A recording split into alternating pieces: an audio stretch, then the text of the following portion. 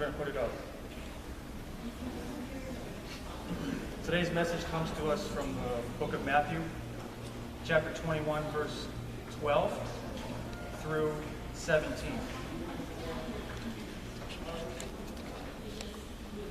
Jesus entered the temple area and drove out all who were buying and selling there. He overturned the tables of money changers and the benches of those selling doves. "It is written," he said to them, "My house will be called the house of prayer, but you are making it a den of robbers." The blind and the lame came to him at the temple, and he healed them. But when the chief priests and the teachers of the law saw the wonderful things he did, and the children shouting in the temple area, "Hosanna to the Son of David," they were indignant. "Do you hear what these children are saying?" they asked him. "Yes," Jesus replied. "Have you never read, 'From the lips of children and infants you have ordained praise'?" And he left them and went out of the city to Bethlehem, where he spent the night. And here ends the reading.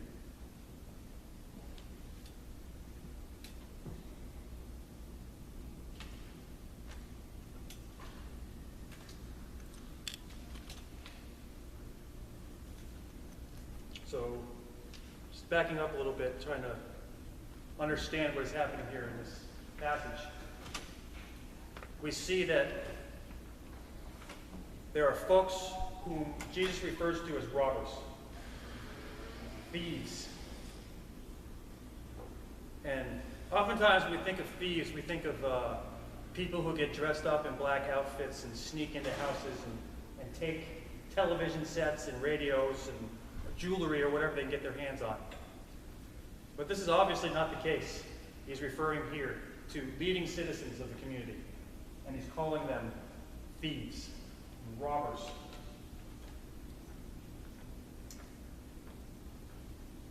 Now, why is he calling them thieves and robbers? The people are coming to the temple, exchanging their money and getting money back so that they can make their offerings to God. And so there's money involved here. It's an economic situation. And these people, they are willingly participating. Right? So the folks are coming, nobody is making them come. But there is something else going on here. There is, they are coming voluntarily, but there is a coercive voluntariness. There's societal norms. They have to come to make their offerings. So they are told that they have to come to be right with God. And Jesus has another idea. He sees what they are doing as oppressive, economically oppressive. These people are economically oppressing the 99%. The 1% is economically oppressing the 99%.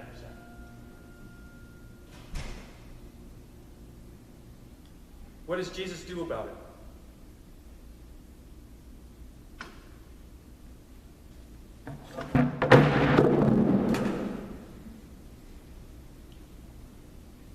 A pacifist overturns the tables.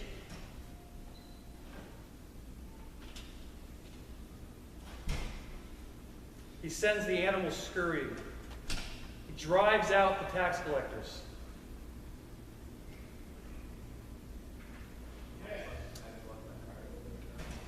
He approaches the economic situation in a very real way, a concrete way. And so the question we have today, what does this mean to us?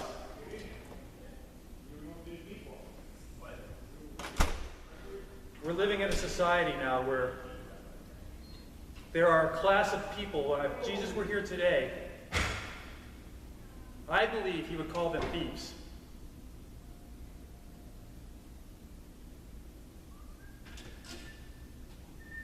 What does that mean to us as faithful people who are trying to follow leader, showed us what he did in his time.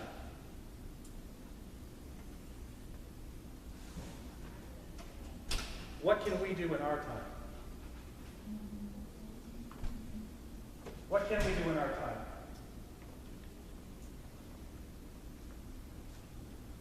And friends, I have to tell you right now, it is time for the meek to inherit. It is time for us to live out the blessings of the peacemaker. It is time for us to hold the thieves accountable as Jesus held thieves accountable in his time. It is time for the love of God to come through us and manifest itself in a real way in the world. It is time. It is time. It's time for these things to happen. Now, I'm sure there are many folks in this room that agree that this is time. It is time for us to do something which is similar to what Jesus did in his time, was turning tables over. A business is no longer conducted over tables by themselves. There's a lot of different ways which business is conducted. In his time, he got in the way of business as usual. What does that example say to us as we are trying to figure out how to make God's love manifest in the world? What is it saying to us? And one thing it says to me is that the thieves of today's time are corporations. Corporations are doing things which are immoral, which are causing human suffering in the world. Now, when we as a movement, or when we individually look at the corporate structure, it is daunting. It's Goliath.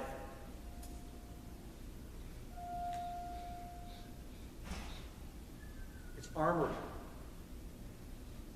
It's armored with McDonald's symbols, with Michelin symbols, with every sort of corporate symbol we can think of. All laid over protectively over this thieving system of thieves, systematic stealing.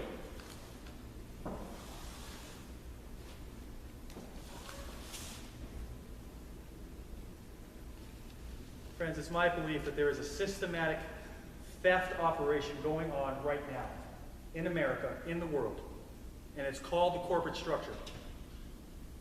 It's called capitalism. Systematic theft. The rich are getting richer while the poor are getting poorer. And what are we supposed to do about it? What can be done? I ask myself this question quite a bit. What can be done? And I pray on this question. What can be done? God, use me as your instrument. What can be done?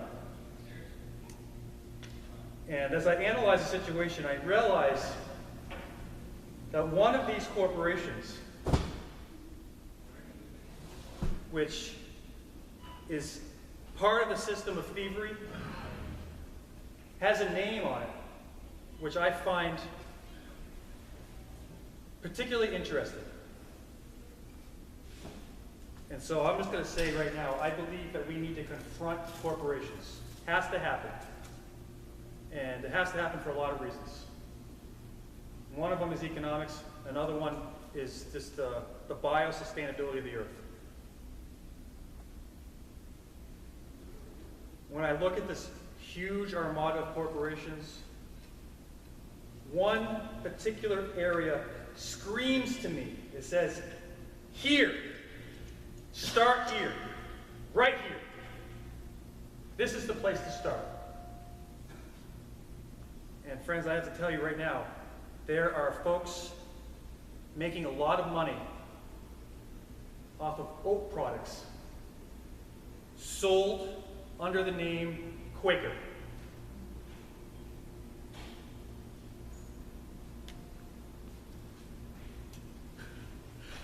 I remember the first time I started becoming involved with Friends, and I'd seen this oat product my whole life, never thought about it twice, until I became a part of the Society of Friends.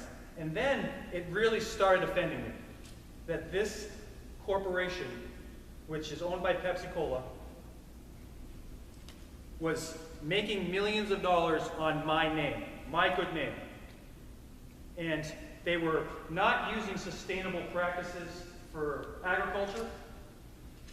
They were not using the money in ways which I thought were spiritually appropriate. They were doing things, they are doing things in my name, under the name of Quaker, which I find morally abhorrent. And so I think back to the time of Jesus in the temple, being bold and speaking directly to the money changers and throwing over the table. What would it look like today if we threw over the tables of Quaker Corporation, of Quaker Oats? There's a movement afoot, friends. You know, we are, sometimes we're part of it, we're not part of it. This 99% movement, they use consensus decision making. They are caring about the same economic injustices which Jesus, our teacher, cared about. There's a lot of problems with the movement. I'm not going to say they're perfect. They are not perfect. But they are good. If the Quaker movement were to wrap their arms around the 99% movement, and let me just say this right now, at the beginning of our movement, we got in trouble because we refused to doff our caps to the 1%ers, right? We are a 99% spiritual movement. We were in the beginning, and we are now. We always will be. We are the voice, the authentic, true voice of the people. We have a duty and a responsibility to lift up those which are being robbed from.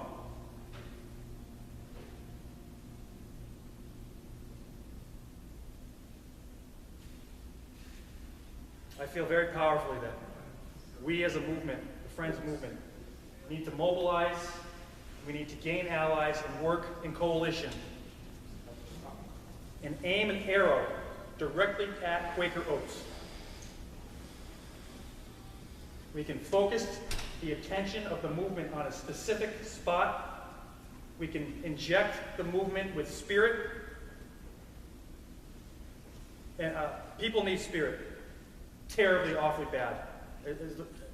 More than any other time in history, they need spirit. How are we going to bring it to them? We're going to bring it to them with bold action. By naming the thieves, as Jesus did. By turning over their tables.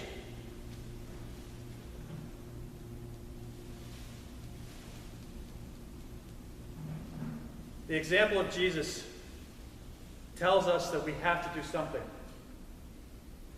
And it is time for us to accept the blessings of the peacemaker. It is time for us to gain the inheritance of the meek in a meek way. And this is what pacifism is. It's a meek resistance form. Nobody is in danger when we involve in these type of tactics. We have an opportunity before us and a very real corporate structure which is using our name. And so what I am proposing is that we sue them in court, that we show up in their fields where they're growing food, and we show and highlight that they are not using sustainable ecological methods of growing food. We show up at the stores. I am talking about a full campaign where we take on Quaker Oats. And in so doing, we will be naming the thieves and creating the space for our inheritance.